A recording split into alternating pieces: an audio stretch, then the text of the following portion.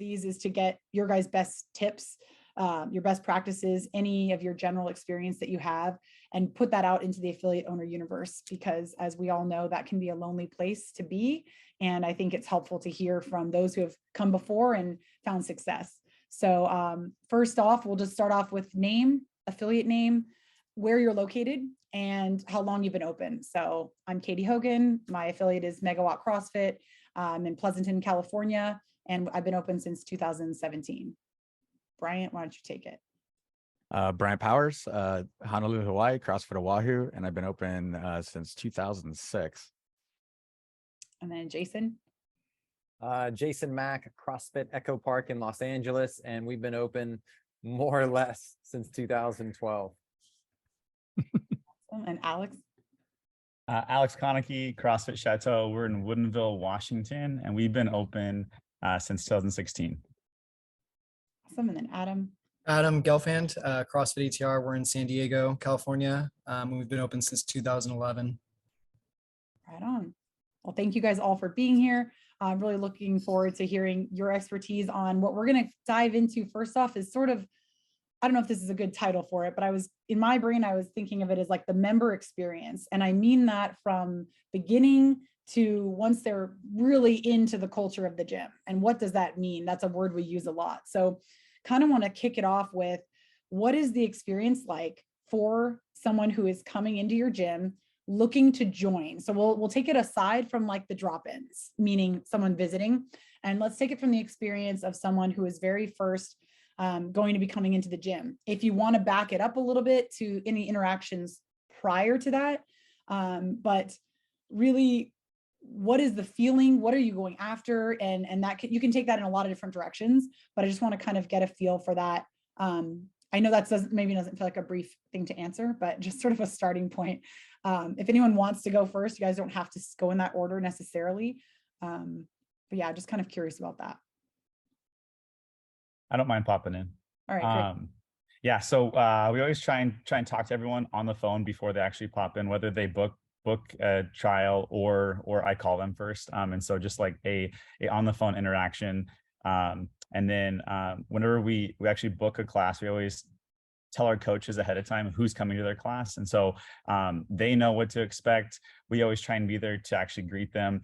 And a kind of new mission we actually had as a gym is to have the most welcoming gym in the world. And so like, working with our coaches on like, how do we be more welcoming when someone walks in the door, whether they're a new client or a member, like, are they getting a wave, a hey, their name said, things like that. But like, back to like a new client, we'll have them fill out a waiver. We'll talk to them. We'll show them around the gym, give them a tour, explain the whiteboard, get them situated, explain, spots like that. And then also in class, we do a warm up and then bring everyone to the board. And then we'll do a name circle with a fun question. Just like a quick icebreaker. And then we'll also call out that new person as someone new, ask them for a fun fact.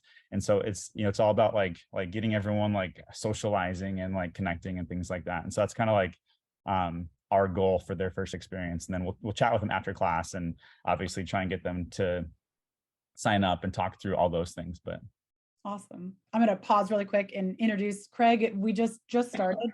If you don't mind saying okay, your name, your affiliate name, where you're located, and how long you've been an affiliate. Okay, good. Can you hear me okay? Yeah. Okay, good.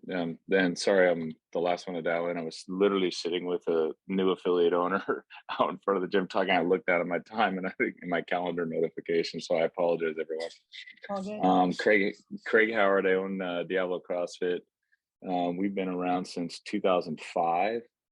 Been through all the ups and downs, ins and outs of CrossFit. What else did you want me to? Just where you're located. Oh yeah, so we're in Pleasant Hill, California, and my wife is my wife's my partner and the boss. Awesome. I'm the friendly face. Perfect. So what we're talking about for this call is going to be essentially the experience of members, and that's kind of the first part I'm starting at. And Alex was the first to answer. Just what is it like for someone coming into your gym?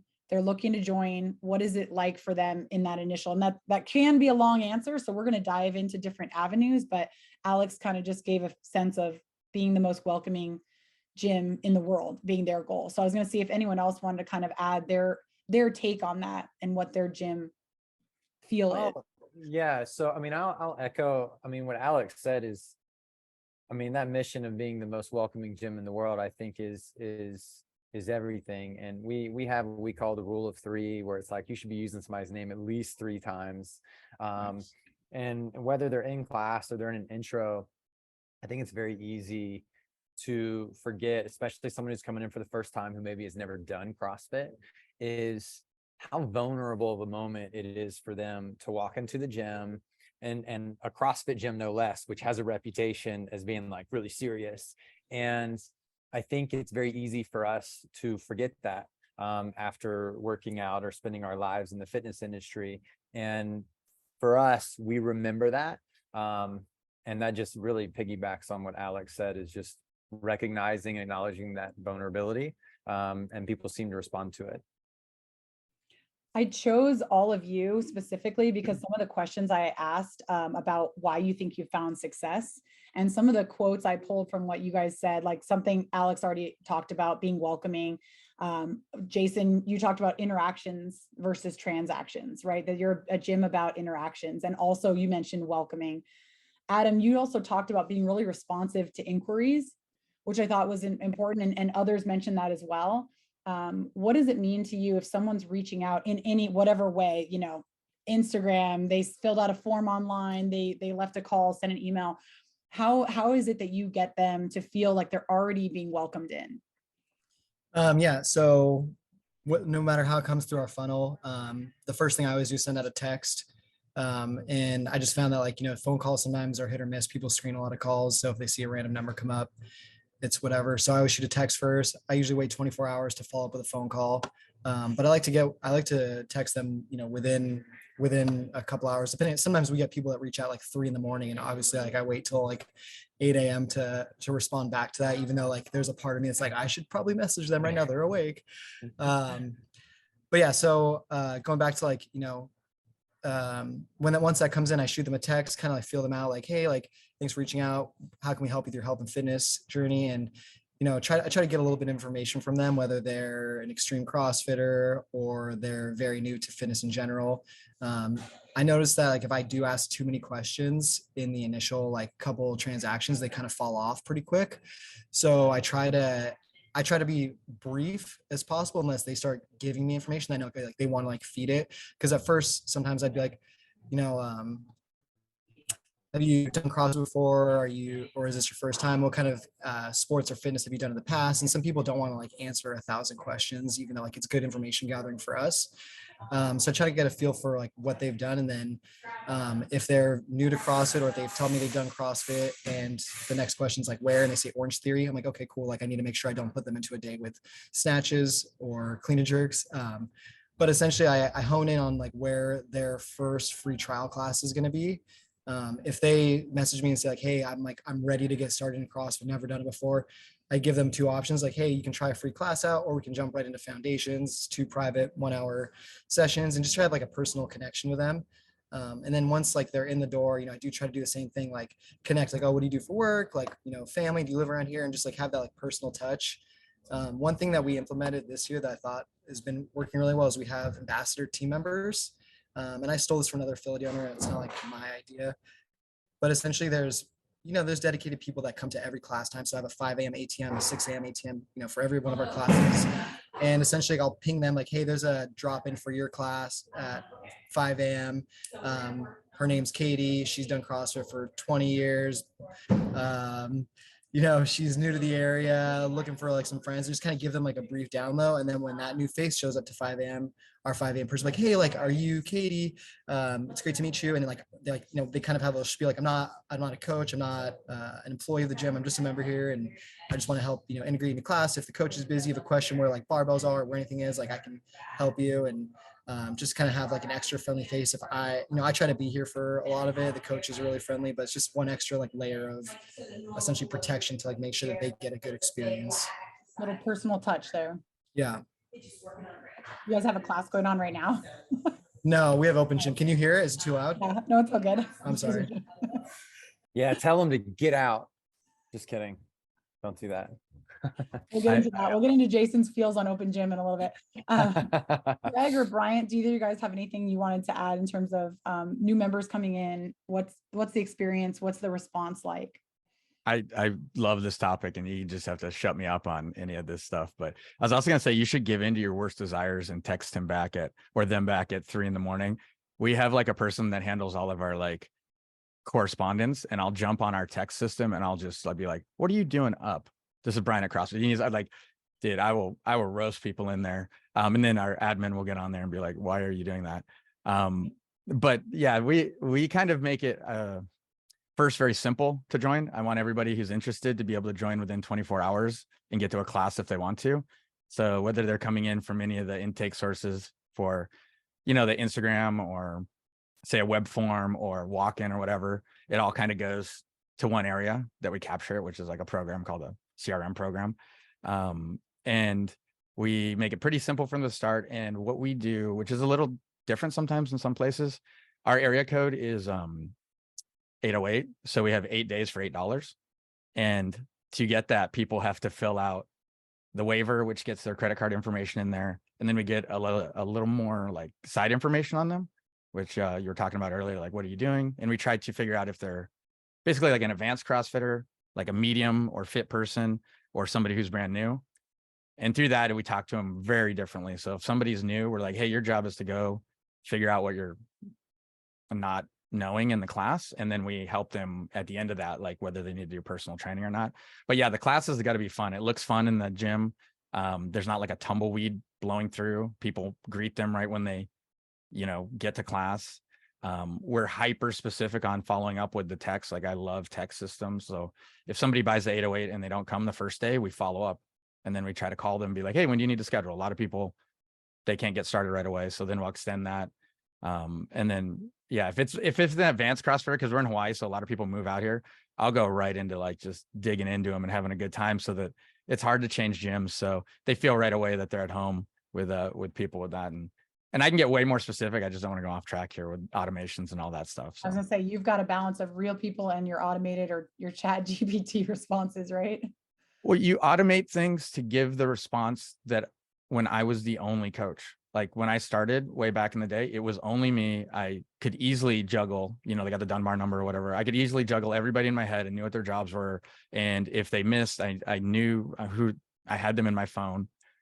We automate things like that so that people don't fall through the cracks and they can get that experience. So it's not a corporate experience. You're meant to get there, talk about B horror movies, have fun stuff, but also learn how to get really fit, have a good time doing it.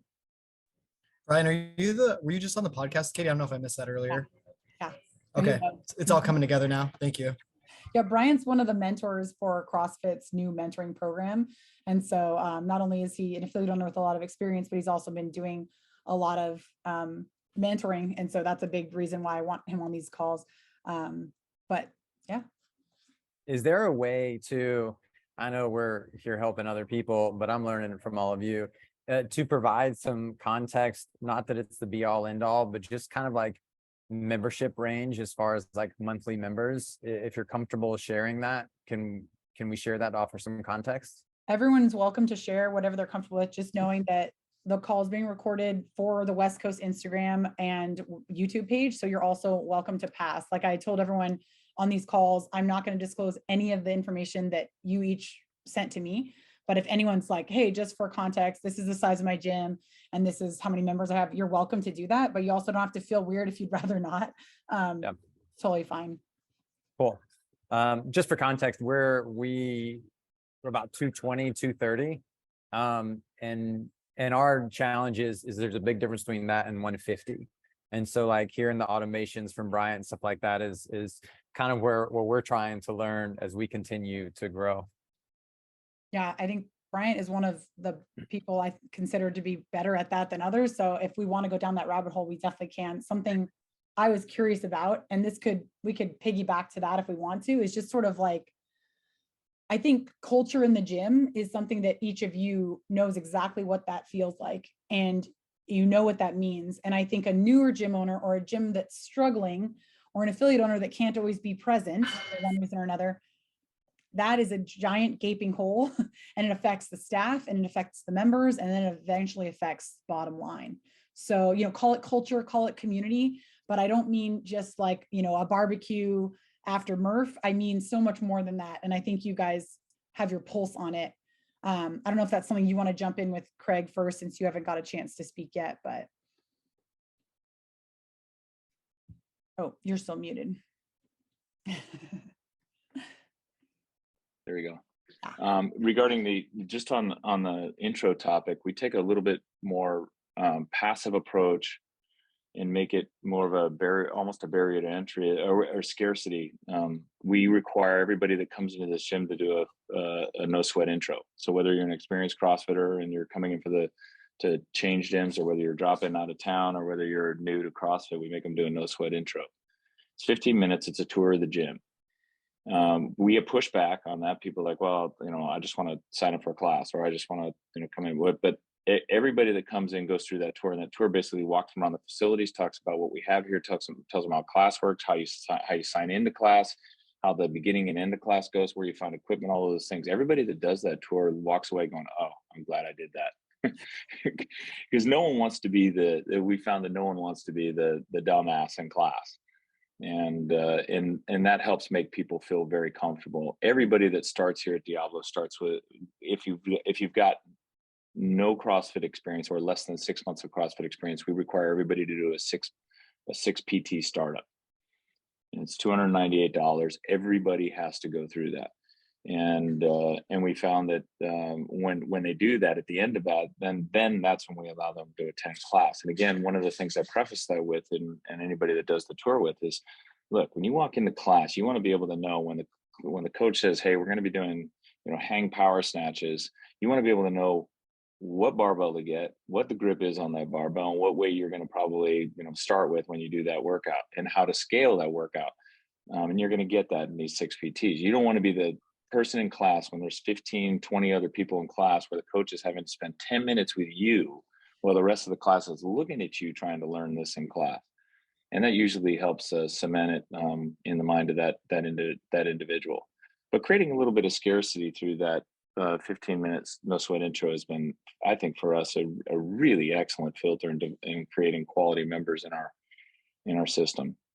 And then to answer your question, the next question was related to community, and that's right into that, right? That trickles right into. You know, it does. And man, I don't know what the secret sauce is. We've been doing this since 2005. I went to breakfast on Sunday with one of our front desk employees. We do a master's class on Sundays, and I was in the class, and then we went to breakfast with her after. And we were talking about it, and she was talking about her husband, who's a San Francisco cop, and he's retiring. And she said, well, he's retiring next year. And I was like, oh crap, I'm going to lose a quality front desk person and a great member. She says, well, the good news is that he's going to work kind of part-time with the San Francisco Police Department. I said, well, is that good? She goes, yeah, that's good, because we can stay, because all of my friends, all of my family, everybody is at Diablo. And that was powerful to me. One, it created some urgency. Like, man, I got to make sure this thing fucking stays together. Because, like, she's talking about her retirement for the rest of her life being part of this community. And it was an awesome compliment. And I think what it is for us, and what I found having owned, and some of you guys may already own multiple locations, I've found that since I've gone down to one location, and my wife and I are here, almost between the two of us almost every day of the week. It's a lot like a church, and if the pastor's not there, the congregation tends to go to hell. And the community represent yeah, the community kind of represents who you are and what you do. And I think us being here, kind of being in tune with, I'll coach a couple morning classes. I coach a couple morning classes on Monday. I coach an afternoon class at the end of the week, so I can touch both ends of the customer base of talking, greeting people. And we're able to touch base with most of our members. Like I can identify, and we're at the, someone mentioned the dunbar number. Was that Bryant mentioned the dunbar number? And there's a lot of reality to that dunbar number. And we split that between my wife and I.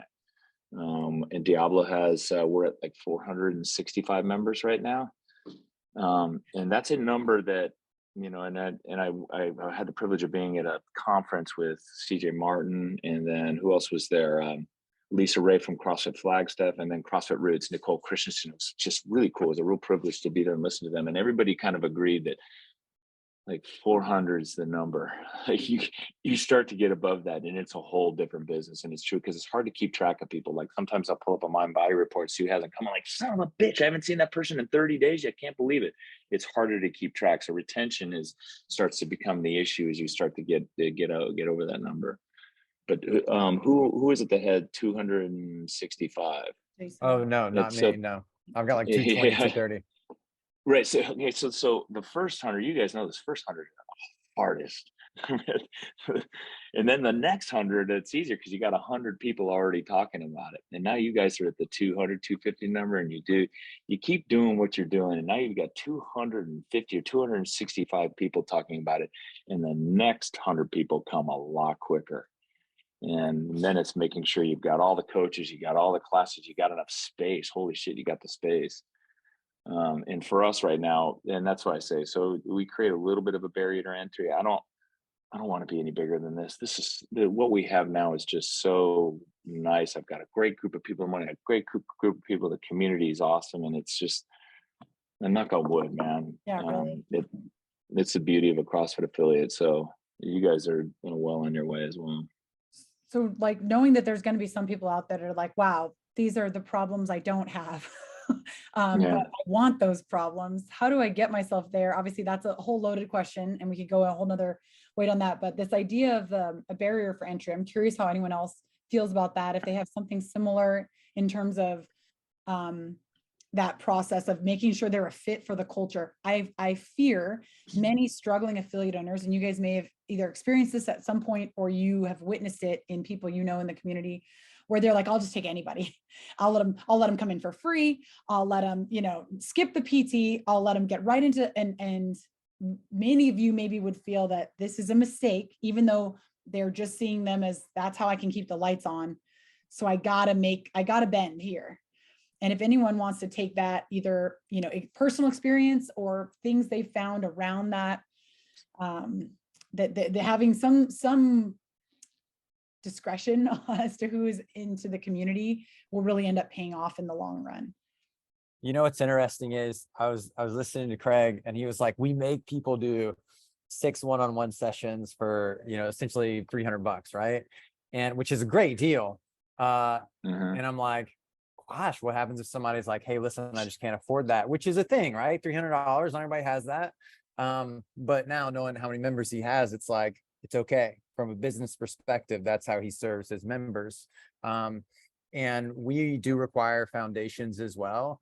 But something I've noticed is the pandemic was really tough on, I think, across the whole US, but in Los Angeles, there was a lot of gym casualties. And there's still a lot of gyms struggling coming out of it. And I've been connected with some of them. And one of the biggest things I see from owners who are having a hard time is they almost let their members run their gym from fear. Well, if I change this, they might leave. And if I do this, they might leave. And what we started doing over the pandemic, and I know Bryant does this, and Craig has to, or else he would be dead, is systems. Is every time we introduced a new system or we clearly stated our expectations on paper and to our employees, our business grew. Our experience got more consistent. And that's the biggest thing for us is so my congregation doesn't go to hell, is I run the gym. I make the decisions and I'm transparent about that in our communication. But I'm curious, all of you others, what you think and kind of what your thought is on your systems as well. Yeah, Alex or Adam, if you guys haven't got a chance to speak in a bit. Alex, do you want to hop in? Yeah, I mean, I honestly just want to hear from Craig more, but nice. So bottle it up, Craig, bottle it up. Yeah, I mean, systems, I don't want to fully segue, but like Craig, have you always done the six PT sessions? Is that like what you've always done? It's good. I just had this conversation with the affiliate owner, was the new North Vacaville owner. And we used to do it as 6 elements classes. So we had it as 6 classes prior to this. And what we found was is that people couldn't make those class times. And so you get them people that are early morning. So then we just switched it to PTs. And what I do is I pay my coaches $40 to $45 for those sessions. So for the gym, it's break even at best. They get the bulk of the money from that. And we found that the 6 PT sessions, we were able to get those sessions done quicker because they could put them on their schedule. And we encourage people to do at least 3 a week. I want to keep them coming in here 3 times a week. During those 6 sessions, the coach has also in someone spoke about systems. There is a system. Those are scripted. And in those are not only, the foundational movements for CrossFit and how we do CrossFit here, but also things like at the end of the first session, introduce them to SugarWOD, show them how to download SugarWOD, show them what the code is, show them how to go into SugarWOD, show them where the workouts are. And then the next session is, okay, show them the Diablo app and how they're going to check into classes, right? So each session also includes some kind of learning about Diablo so that they can, when they come in, it's really smooth and easy for them. And yeah, it is. You've got to have the systems in place. And then our coaches during that period of time, whenever I walk by and someone's doing a startup session, the coach goes, hey, come here. And they'll introduce me to the new member. And that helps, again, bring them into the community. They do that not only for me, but they do it for most new members. And then my members see it. And then now they're, they want everybody to join the cult too. So they get, they're all smiling and happy and like, hey, welcome, thanks for taking this, the chance and trusting us. It's kind of a neat thing. Do you know what your conversion rate is, or even average for the 6, when the 6 are completed, do they become members? Yeah, that's literally like 99 to 100%. I was really worried about that. And I'm sure you guys are too. I don't like the 2-part sale. And I was hesitant to do that. I wanted to do it all as one, but that's a big number, a monthly membership plus that. And so we do it as a 2-part sale. And it literally, if they start working, the coaches are great because they said, look, you're going to sign up at the end of this, you're going to sign in because we want to get you into class. And it works out great. By the time they finish their 6th session, they feel confident and ready, and they want to try out those new skill sets in class. And so it's literally 100%. So I'm stoked about that. Craig, did you find that your personal training activity and revenue picked up from that when you started doing that as well? Yes, what they do, and I have a couple coaches now that are getting really good at it. During that process, they'll tell them, look, every month, you can refine your skills and improve your barbell skills, improve your gymnastic skills. Do 1 session with me a month. So sign up, but come back and see me once a month. And the coaches now have 2 or 3 coaches that are doing a considerable amount of PTs that they generated as a result of those initial startups. Now, granted, we're in, again, I like to couch everything with, we've been around since 2000. We've been around a long time. And so we're well known in the area. That helps a lot. And the other thing is that, we're in a higher net worth community, Pleasant Hill, California, and Danville, Alamo. It is a higher net worth community. So when I talk about these numbers, it's, I couch it with, people can afford it here. You guys have to do it, based upon your areas and your, what people are comfortable with paying. But we're not the most expensive CrossFit, but we're certainly up there. Can you walk through like logistically how many coaches you have, who schedules those 6 sessions? Is it like the same coach for all 6 classes? Just kind of walk us through that, because I do the same thing with 2 sessions, and I have a staff of call it like 6 or 7, 3 regular time coaches and a couple floaters, and it's a time consuming endeavor for 2. Because working out the coaches' schedules, working out the individual schedules. Can you kind of walk me through that for such a massive? Yeah, it's still a pain in the ass. Make no mistake. Unfortunately, my wife is the one that assigns them to the coaches, and then it's up to the coaches to do the scheduling. Where we hold them accountable is I can look on my body and I can see where those members are in terms of the number of sessions they've completed. So my wife will drip on those coaches if she sees that that new member hasn't done enough sessions in a week. Like if they've only done 1 or 2 and then we haven't seen them in a week, she'll drip on the coach, hey, what's going on with this member? How come you haven't completed the other sessions? We have 15 coaches. 4 of them are full-time. The others are part-time, and they have other jobs or police, fire, or whatever else they do. Those 4 full-time coaches are the ones that get the startups. The part-time coaches don't. And because they want the extra income, they want to build the relationships and the new folks. And so what she does, my wife literally she asks the new member that comes in, do you want to go in the morning or in the evening for your sessions? And fortunately for right now, I have 2 coaches that can do startups in the morning and 2 coaches that can do startups in the evening. That's kind of basically how she assigns them. So you find out ahead of time, when can the coach do it? And then we have done, one of the things that you asked was, we have split the sessions amongst multiple coaches, and that works okay. So one coach can take the first 3 and then the next coach can take the next 3. That works out too. And then if it's a emergency situation where there's no coach available, I'll take it. And I don't mind doing that. But it's a great, like, if you've got a coach that wants to make this a career, wants to make coaching a career, the startups is a great place to start, because you learn how to do PTs. And then you also learn how to build one-on-one relationships that you can grow into more PTs in the future. And I pay 70-30 on all my PTs. And there's some Chris Cooper and those guys, they talk about the 40 46, 4/9 thing. Here's the way I look at, and I'm sorry, tell me shut up if you want me to shut up. But well, Craig, before you continue, can you clarify who's getting 70, just so I'm clear? Yeah. Oh yeah. Sorry. The coach gets 70. And here's how I look at it. Like, I want to break even. I want to cover all my payroll costs and everything else and anything else that we do.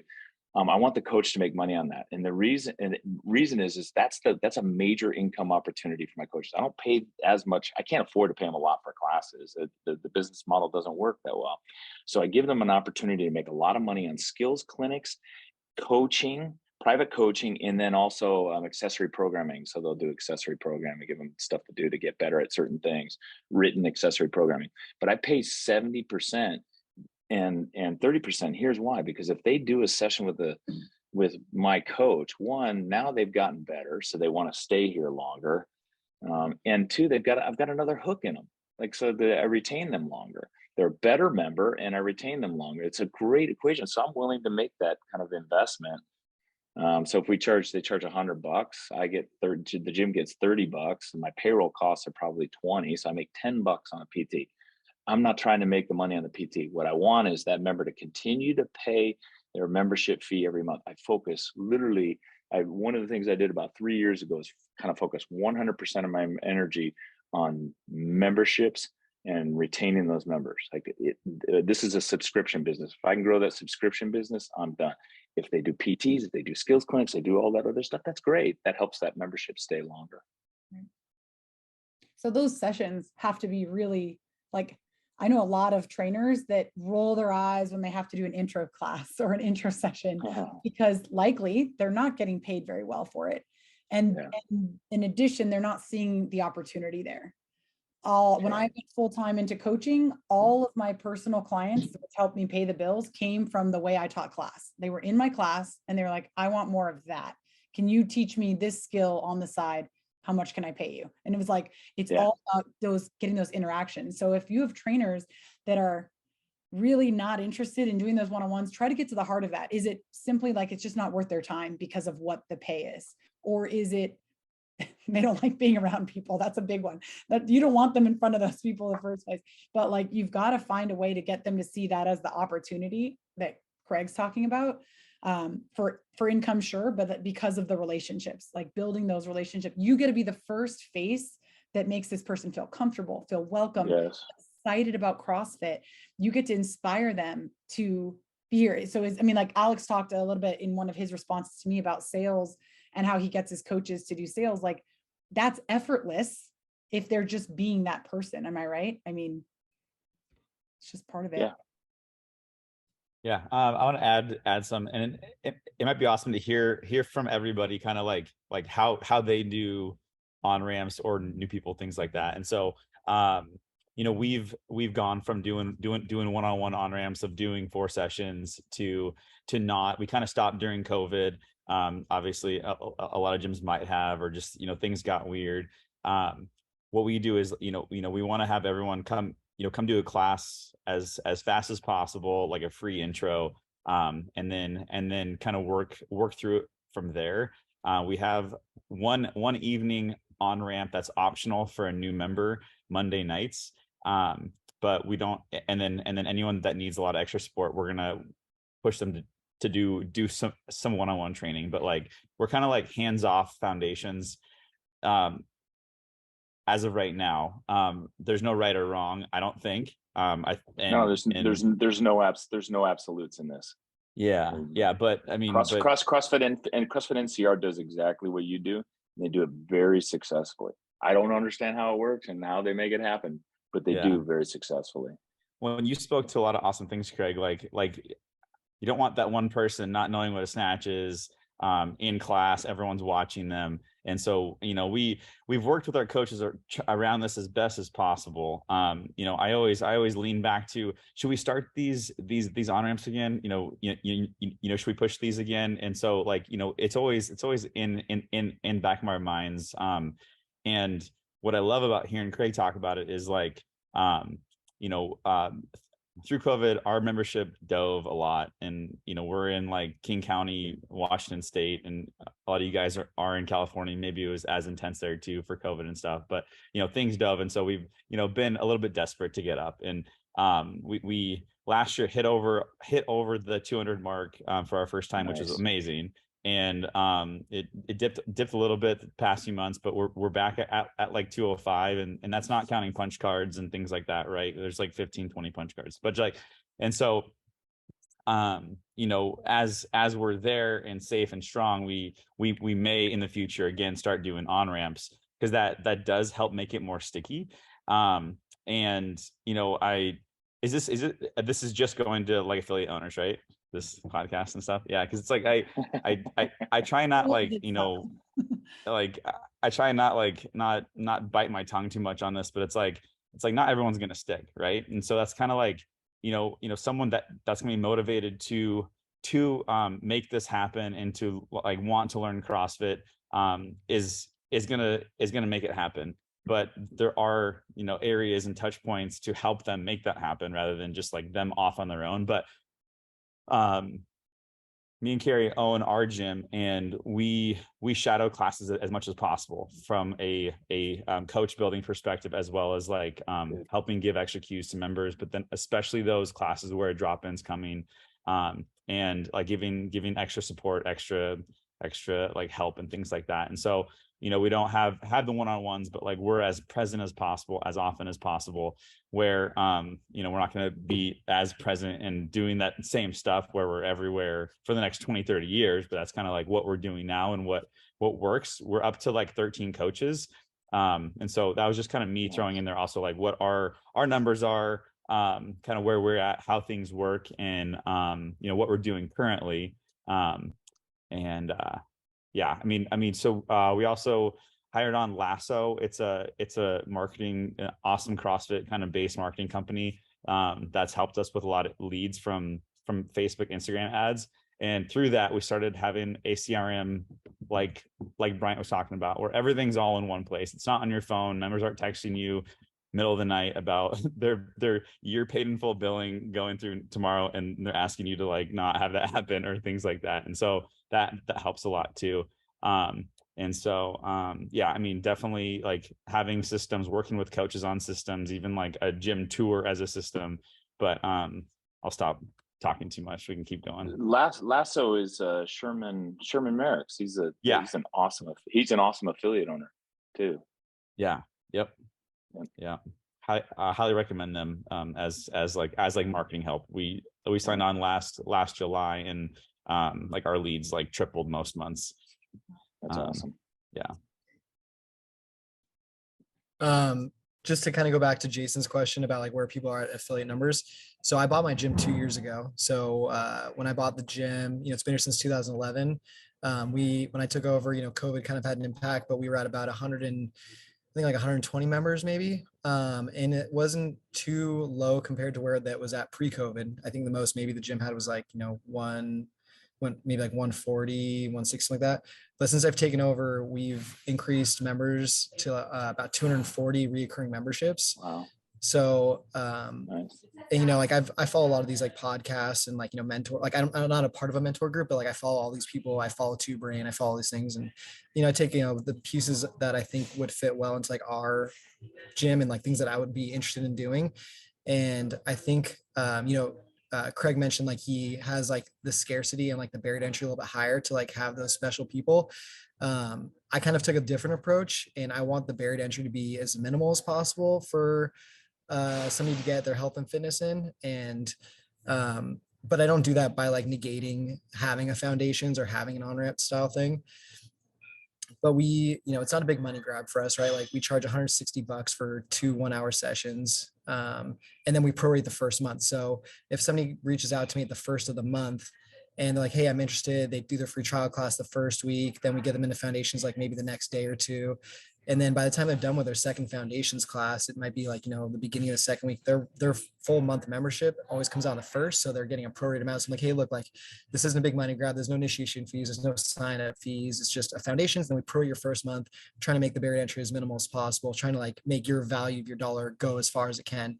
And like those things I think people appreciate. And like, you're also not neglecting them by having them being thrown into the wolves, for lack of better term.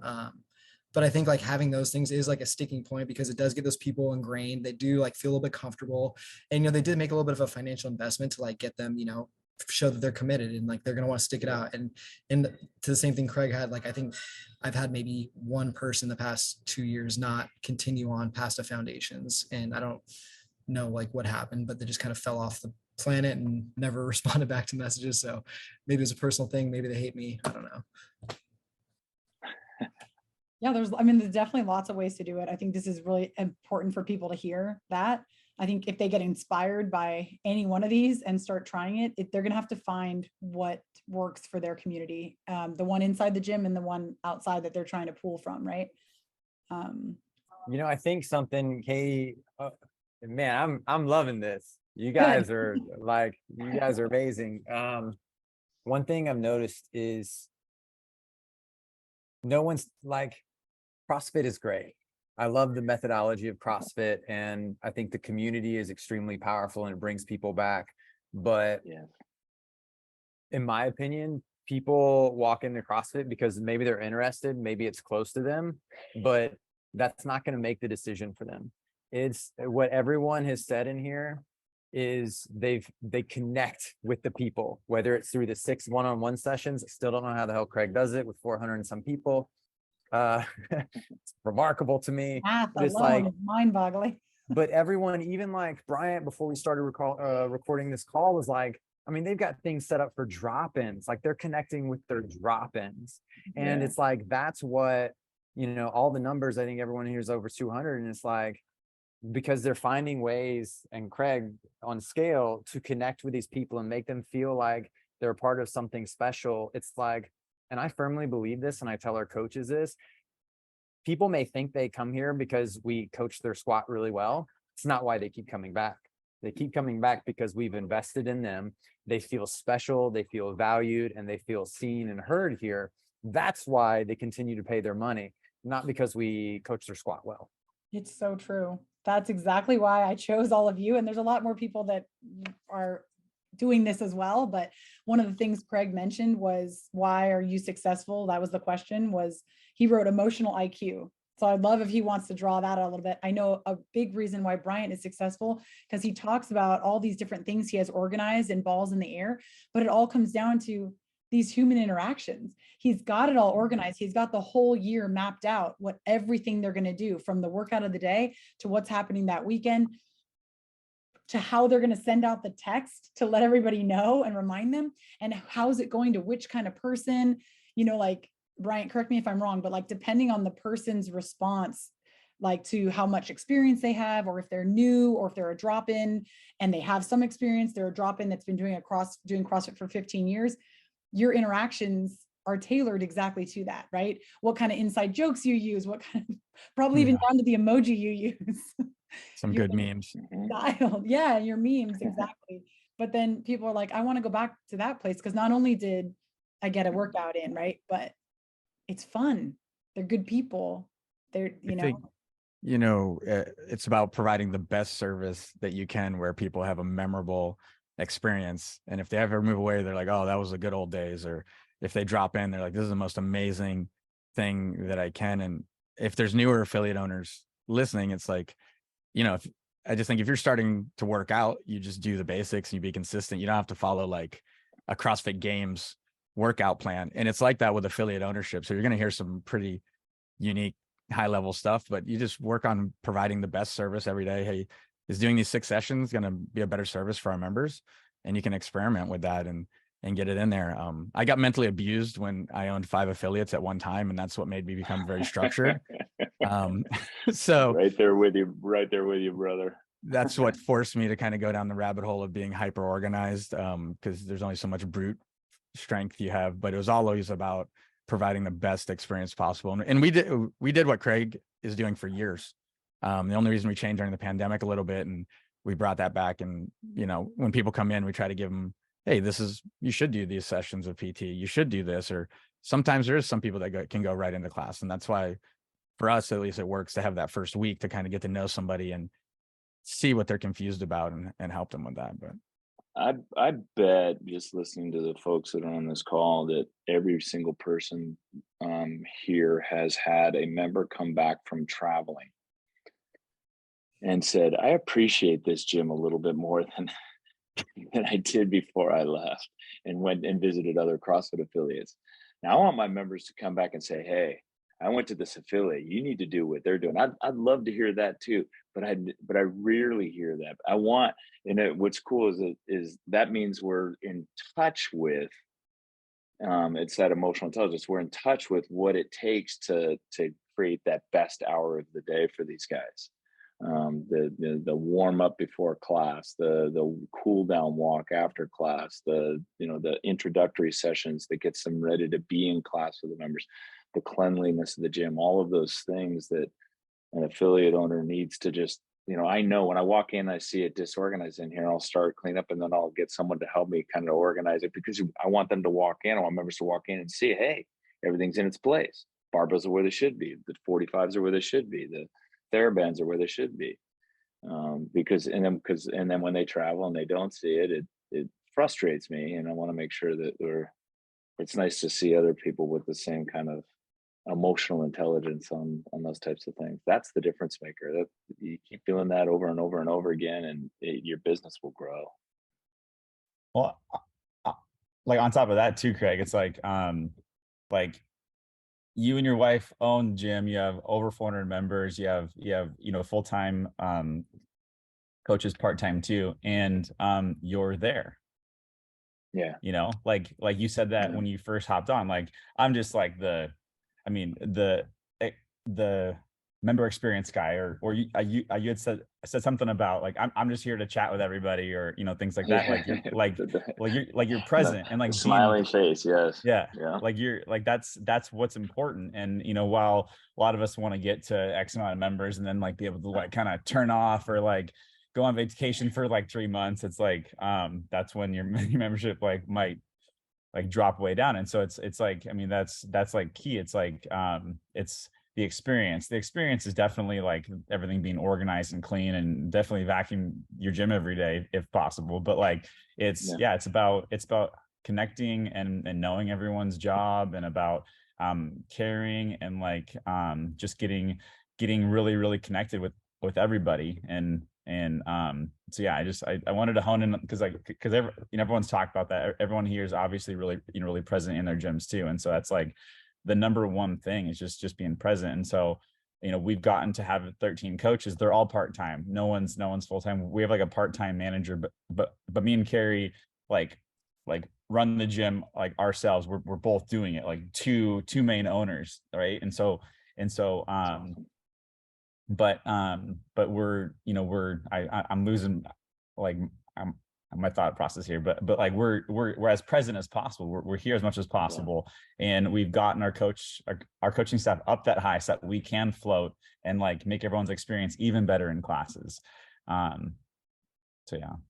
I think that's huge. I want to be respectful of everyone's time. So if anyone has to hop, please do, or let me know. But I was going to just throw out one last thing, and this is not meant to be controversial, but essentially I was curious about, there are some things that some of you may offer as amenities to your gym, or a different style of membership or something like that, whereas others could find that to be a pitfall. So I'm kind of curious on people's take about certain things that could be an amenity or a pitfall, depending on how you do it. And that could be a simple yes or no for your gym, just so for food for thought for people listening, or you could kind of expand a little bit as to why. Example, I know, Jason, not to call you out, but you guys have done away with open gym. Is that correct? You don't have to and just yet, like, is that right? So open gym being one, and I'll let you go first. And then other things that we talked about a little bit before we started recording, like 24-hour access passes and you know, competitors sections, or this thing where we may have, and some people might be like, why are any of these bad? And that's why I was going to I'll let you go first, Jason. Kind of like, look, I understand the good parts of it. Here's where it didn't work for my community. Go for it. You know, we're fortunate. We do have good space, and for our unlimited members, we have open gym access. But, you know, like I had told you, we're a gym based on interaction, not transaction. And so for us, if you're not in a class, if you're not in nutrition coaching, if you're not in personal training, then you're not a core part of what we're trying to build with our membership base and longevity. And so what I would notice when we just had open gym exclusive memberships is they would come in, but they're not really bought into the community aspect. They're not bought into the other events. And, you know, and also they start telling you how you could get this piece of equipment, you could get that piece of equipment. And it's like, this is not worth the headache or what we're trying to build. And which is the opposite of Bryant, who has all the equipment in the world and loves to buy new stuff. But yeah, open gym it didn't fit into our model of impacting people and interacting with them on a human level. I don't have kids, so I've been lucky to be an adult man child for way too long. For us, I love our 24-hour access open gym, and for years I struggled to crack the code, like people sneaking off to the side or coaches taking people to the side and side groups and weird stuff, and all people getting access to the gym at weird hours or hiding their own barbells or whatever. There's weird stuff. I started hearing about people doing 24-hour access. I researched out to a lot of gym owners, and the way that we've set it up has been nothing for us but pleasant. Like, our members love it. And to speak to what Jason was saying, we've really been able to keep people in the community with that. So we use hybrid, which you have to also set up a lot of stuff around that to make it successful. Hybrid AF, and it's a 24-hour access app. And for us, our open gym and 24-hour access is one add-on. It's you need it. So I grew up in a CrossFit where you could just stay after class as long as you want and do all that, and I love that. But we've had it now so that 15 minutes before, 15 minutes after, it becomes the open gym time. And people that want to have that add-on can have that add-on. The first month, they almost have to pay for like a personal training walk through the gym. So there's a little barrier to entry there. But once they can come in 24 hours, they can stay on the side. There's a massive checklist that I have people fill out on a Google form. And I was talking about it earlier. It's everything I did wrong in my 20s at a CrossFit gym, about camping out there for like 3 nights, you know, breaking something and hiding it. I go through, and it's all like pretty laid out passive aggressively on there, and they check it out. So if our open gym members start to misbehave, we banish them back to the whiteboard class, and nobody wants to do that. But I mean, they know they're not going to start grace while the coach is doing the whiteboard intro and make noise. They're just trained with that. And on top of that, with like what Craig was saying and walking around being a smiling face, when I'm coaching class or I'm in the gym, I also coach open gym. You're not going to get away with doing some bullshit ass stuff on the side, you know, and if you're getting Marcus Philly programming, there's something in there. And I'm like, we actually have this other piece of equipment that could help with this, or there's this progression for the ab wheel that you haven't seen. if I'm walking around in class, I still walk by the open gym people and they're not in class, but I'll give them a coaching cue like they're there. And if we have holiday wads, I go around and you better be at Murph. We're not going to come into Murph. Like, nothing is lamer than being an open gym member, waiting to everybody to do Murph, coming in 15 minutes later and doing something else. You will be seen. And you are the, you know, the pinnacle. A lot of them are the pinnacle of the fitness. And, you know, so for us, by having that barrier to entry, it's $150 to sign up, the walkthrough. And then it's $20 more for the app, and you have to be an unlimited member. There's no downgrade, so you can't go down. We've been able to build that. And I mean, I think you're probably like 85 to 100 people on average usually on that. Wow. And it solved all the problems, because if a coach is working out on the side, and a member wants to work out with that coach on the side, cool, be an open gym member. You know, you can do that. There's not that. So for us, we've solved it. I've seen where a lot of other people have done other things and it's been set up differently, and it just doesn't work, and all the shenanigans ensue. But I love our open gym. Our open gym members love it. We have a good time with it. So for us, it's been great. Good.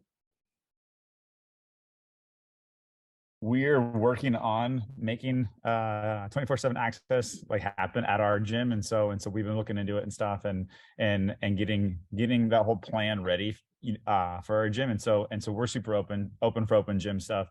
Everyone knows that classes take precedent, and you know, just like Bryant was saying, like you're not dropping, being annoying in the back corner while coach is explaining the warm up or going over the whiteboard, things like that. And so we're we're watching everyone like hawks, and giving feedback kindly and things like that, just making sure everyone's working well together and just kind of knows the rules. But yeah, we're open for open gym. But we don't have like tons of open gym people right now or members and things like that, but we're open for it, as long as like if it fits the mold for classes and things like that.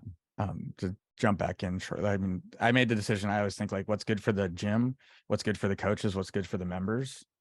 And for us, for the gym gets more revenue. People stay there as unlimited members. We immediately identify people when they come in. Like, I stereotype people. If you walk in as a new member with a no bull shirt, a big ass gym bag, I'm like, you're probably going to want to know about open gym. So let's tell you right in the start. Let's just start with this. But for the members, they love it that are those members. But for the coaches, I think one of the most surprising things for us is if we have a coach that teaches at 6 a.m. and the 9 a.m. and he doesn't have personal training in the middle. It used to be like you felt weird kicking a member out if they were staying. But now our coaches at 15 minutes after, if they need to leave, they close the door, and anybody has to be an open gym member in there, and they get to have that time back to work out or just not interact with people. It draws a lot of really good boundaries if set up correctly. We offer open gym 24-hour access. We do offer the open gym concurrently with classes. So we do have like a nice area that's not disconnected from the gym, but it's kind of off to the corner. And at first, there was a little bit of growing pains with, we don't have a competition class, we're not a competition gym, but we did have a group of athletes that were competitive and they wanted to do open gym. So they were meeting at the gym at like 4 a.m. And they'd run till like, 6 a.m. Like they'd do 2 hours of training, and it would be, they're a unique group. They're very loud, and it did create some issues in the earlier classes. But we just drew a hard line and said like, hey, classes take precedence. Like, you need to be quiet during the whiteboard talk, and our coaches have no issue ever, telling them to quiet down during the brief. But our gym's pretty close to a couple big hospitals, so we have nurses and doctors that are on weird shifts. It does create like a nice opportunity for them to still be able to see the workout, do the workout, participate in like the whiteboard or whatever, but like on their own time. And as far as like other amenities that we offer, we have 5 private showers. We have a sauna that we don't charge for. Wow. The sauna's a nice thing. It's like a 2-person sauna. It's nothing huge. But because when people come in, they see it and they're like, oh, like, this is awesome. You guys have a sauna. It's rarely utilized by any of our members, but people fucking love seeing it. Like, it's just one of those things that are like super cool. And they're like, oh yeah, like I'll do that. And then they never use it. It's pretty much our staff uses it more than anything in between classes, like when they have like a gap. So it's just a nice amenity for me to have for the coaches. But yeah, like the open gym hasn't been an issue. We charge $20 more if you're on unlimited, and if you don't want to take any classes, we have $130, and all you get is 24-hour access. Very cool. I hope that answers all the questions that you asked, Katie. Yeah. We're kind of in between on this. We like Jason, we stopped doing a dedicated open gym membership because we realized that open gym members were bigger pains in the asses than our class members. They leave their equipment out there. It was like, we're going in, they go in there at the end of the night. You're like, holy shit, you got to clean everything up in here. Like, wait a minute, and they're paying less. So we got rid of that, the dedicated open gym memberships, and we allow people that have a full membership to do open gym in our open gym area. We do not do 24-hour access. I have someone that comes in and cleans the gym every night. So I want to keep the gym free of people so that he can do his job. We tell our coaches, our class coaches, that you're the boss when people are in open gym. So what you say, and we tell people that are doing open gym, class coach might come in here and tell you to turn down your music or stop making noise. They're the boss. And it seems to work. One of the things it does represent is an opportunity for our coaches to provide accessory programming, written accessory programming, to work on certain skill sets at a fee for our members, and then they can do that accessory programming in open gym after class or before class. One of the things that we did do, though, that has worked out really well for open gym, and it came as a result of COVID, is we have open gym slots throughout the day, a fixed number of spaces essentially every hour and a half.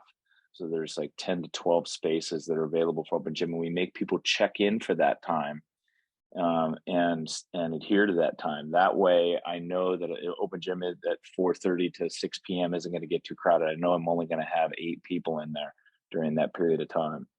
And then I can track who's coming and who's going during open gym. That helps. That's great. One thing to add, it'd be cool for all of us to say, like, if you guys are open to it, how big are your gyms? Like how many square feet? Kind of based on like we know numbers, right? I know if I'm gonna get ever to 300, I know I need more space, but so it'd be interesting to know what everyone's at, kind of space wise. Yeah, we're at about 6,000 to 7,000, but our primary class area is about 2,500. We're about 13,000 downstairs. We have an illegally built mezzanine that the landlord will never know about.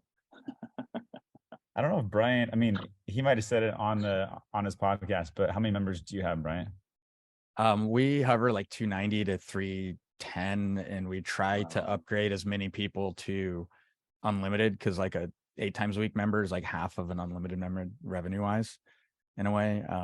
But we have a ton of visitors, and we do subleases and we merchandise, so we kind of have to spread it out here. You said 8 times a week, you mean 8 times a month? Sorry, yeah, 8 times a month. My bad. Very fit members.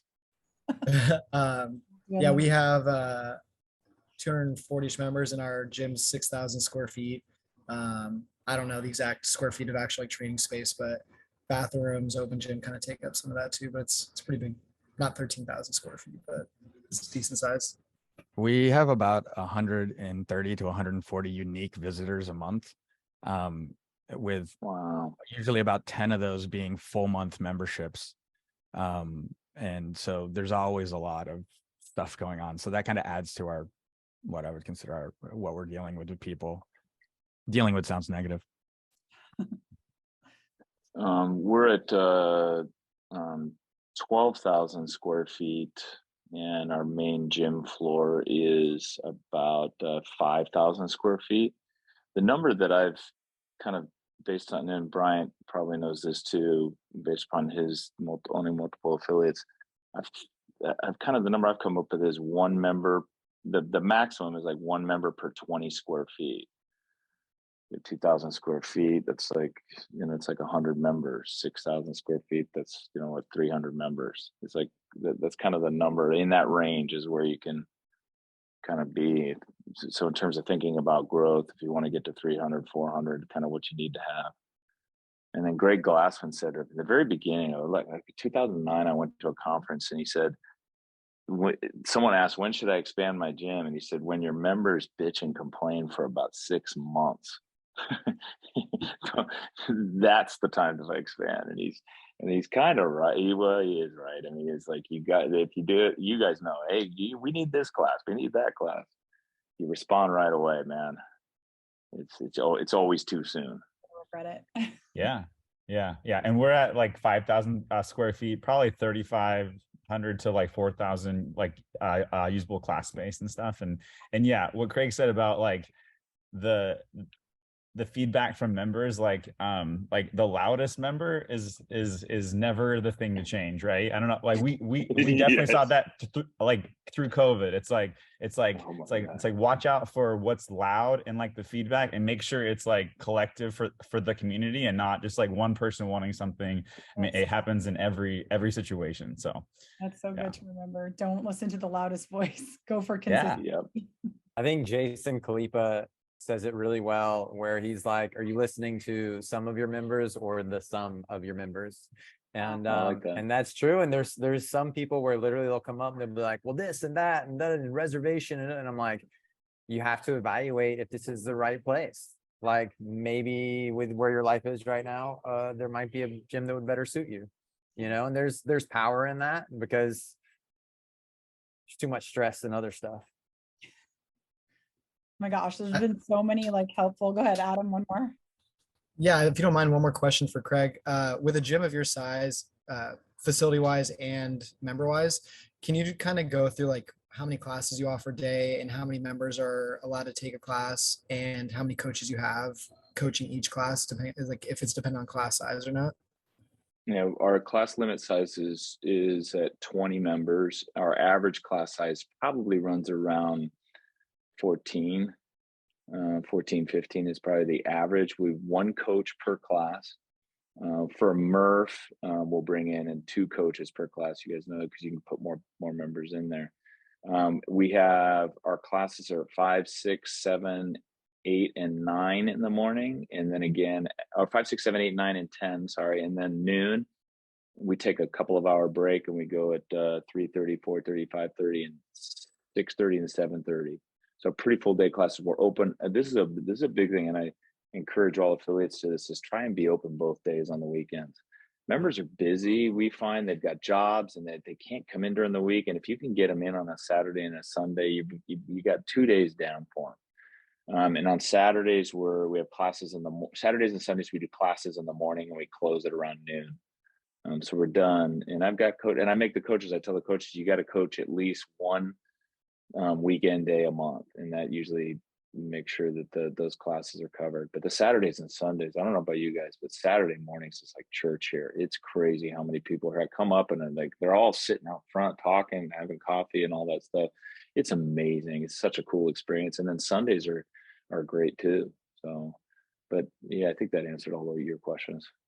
I really agree So- about 2 days of the weekend. As a member I of know. my first CrossFit gym, I was hooked because of the weekends, because life was really busy Yeah. Monday through Friday.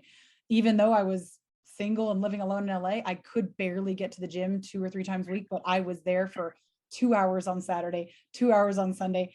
Still a new athlete, still learning a lot about CrossFit, but I just wanted to hang around. And so when I hear gyms offer Saturday 8 a.m. and that's it for the weekend, I do think they're leaving a lot on the table. If you can swing it to get both days. And I hear this a lot because affiliate owners want to host a CrossFit seminar. And I think, gosh, aren't you going to lose like 4 to 5 classes if you host a seminar? And turns out, looking at their schedule, they're maybe going to have to reschedule 1 hour and say, let's go to the park. And so I think that's a giant missed opportunity from my own personal experience as a member of a gym. I'll just say that those weekends can be huge for getting people hooked on your culture and your community. Yeah.